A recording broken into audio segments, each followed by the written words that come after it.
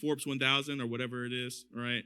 The richest 1,000 Americans, that type of thing, or even on the Black Enterprise, richest Black people in the country. They made their money from entrepreneurship. Actually, in the Black space, is a lot of times entertainment or like sports, that type of thing. But most people in the Forbes 1000, made their money from actually being entrepreneurs, right? Actually creating businesses. So the business was either some type of like business that sells a product or service, or some type of real estate. And then even the ones who inherited that money, the people who actually started, whatever, started like that dynasty, that wealth, they got their money through entrepreneurship as well, right? But entrepreneurship is really only the first step. It's the important step because without that initial capital flow, you can't do any of these other things like micro private equity, real estate, stocks, because it's too difficult to get enough capital base to invest deeply into areas that produce passive income, right? So, and that's where the other three pieces kind of come into play with micro private equity, real estate, and stocks is the production of passive income. So who in here is a Rich Dad, Poor Dad fan? Not of the individual, of the book. Yeah. The individual has said some, disparaging comments about, the Black community and that type of thing. But his book is still powerful, and I, highly recommend it, for anyone to actually read.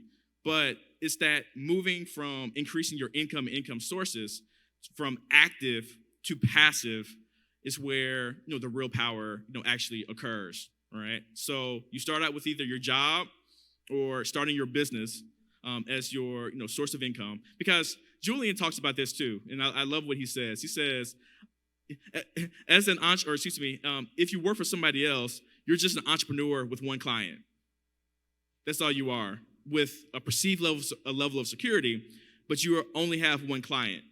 And that's going to show itself more as we move into this next phase of the global economy, where people aren't going to be or are going to be more transient in terms of the work they actually do.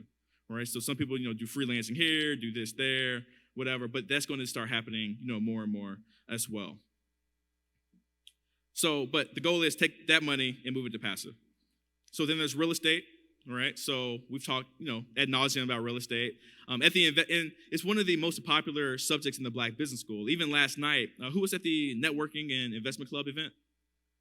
Yeah, we had our brother Herb Strather, trying to spit game. He's very, very passionate. He's our commercial real estate instructor. But if you were looking in the actual room, you had a small table here for, entrepreneurship, and you had a small table here for, how to invest in your mind, and how to make the most money from coaching, consulting, that type of thing. Some stocks and crypto back there as well. But real estate for our community is a primary wealth driver, and one that has the most interest, for you and I, right? So we have a lot of real estate instructors. So of course Herb Strather, then Julian Gordon, who is our dean of real estate, and also the leader of the multifamily movement.